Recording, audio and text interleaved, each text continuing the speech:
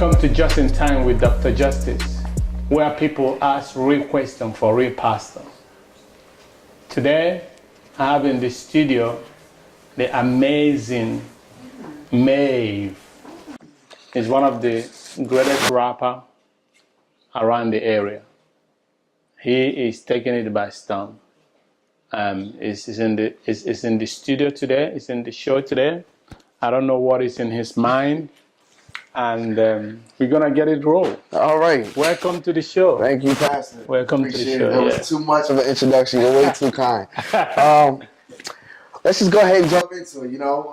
Pretty much it's gonna be just like barbershop talk. I mean, man to man, I feel like I can learn from you. Okay. And a lot of my boys back home, they can learn from you too. So I'm gonna go ahead and dive right into it. Mm-hmm. So, a lot of times you have couples that come in to church, usually willing, sometimes unwilling. Mm-hmm. Usually it's because of one spouse or the other persuades them to come to church. So we're gonna go ahead and talk about it. Mm-hmm. Shacking up. Whoa.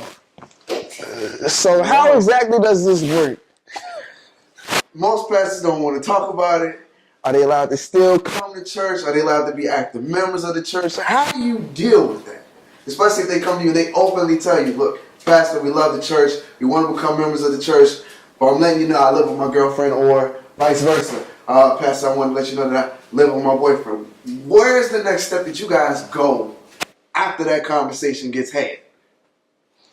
A real question for a real pastor.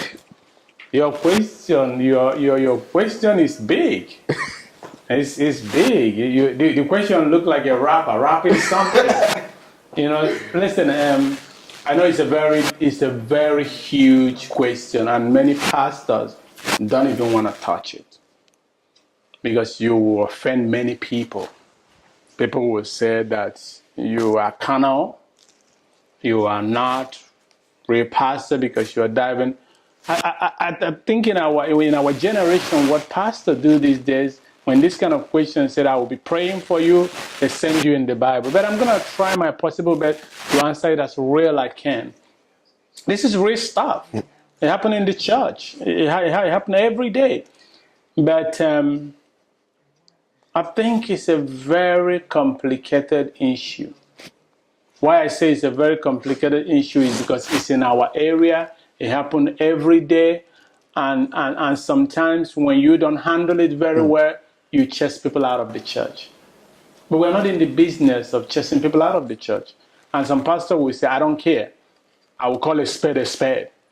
But it's not every prophecy, it's not everything you see that you have to cut it right away. You have to educate people. Because some people that are coming to church, they grow up in the church. Their mother married, like you said, shacking up. Their cousin married, shacking up. It's a generational thing. So it's something you have to educate people. First of all, you don't start by condemning. You start by loving. Okay. When you start by loving, then you can dive into why are they doing what they are doing. And then that's when you can transit on helping them to become better. Okay. Appreciate it. Now, I know a lot of times it's probably a lot of the younger generation, the younger couples that come in. Usually don't millennials. So after they openly talk to you about this, and let's just say they decide that they want to become members, what's the next step as far as with being in church and having a relationship and growth is supposed to change? So how do you go about creating that change with them when they say they want to become members, but you know that they're shacking up? What's the next step for that? I'm going to go to the road that many pastors won't like. I'm just going to go to that road now. Many pastors won't like, many people won't even, I'm not going to look like right now, but I'm going to go there because I think there's some people it will help. How do I treat people that are in that condition? Like I said before, it's only love. My question is, if a pastor have a son, or a pastor have a daughter that is shacking up, would he kick them away? Would he reject them? The answer is no. So what I want pastors to do, I want church members, what I want them to do is see these people as their children and treat them the way they will be treated their children.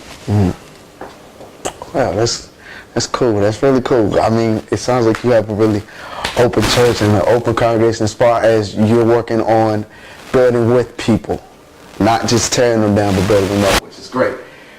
But also, what happens when you got the old school church members?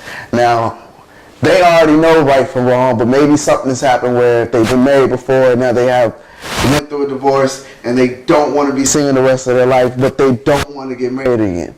Where's the point where you meet them halfway to try to find a resolution where it's still honorable to God, but they're not just doing what they want to do? Sometimes when people don't want to get married, you have to know why they don't want to get married.